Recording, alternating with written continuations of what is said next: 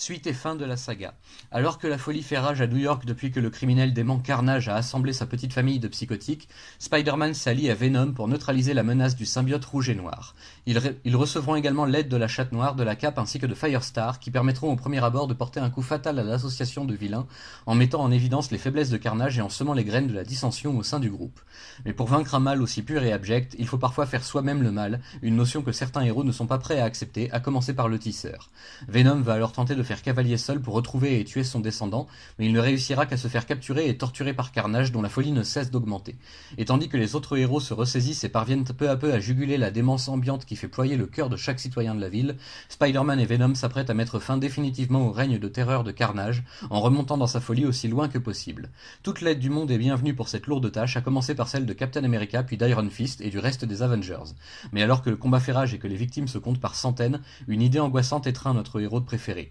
Est-ce l'heure de son ultime combat? Le bien se dresse quoi qu'il en soit contre le mal, et le tisseur se relèvera toujours, qu'importe le prix à payer. Et c'est bien cela qui compte en définitive, plus que de savoir si l'on est prêt à faire le nécessaire pour stopper le mal à l'état pur, c'est surtout de savoir si on est de taille à y résister soi-même.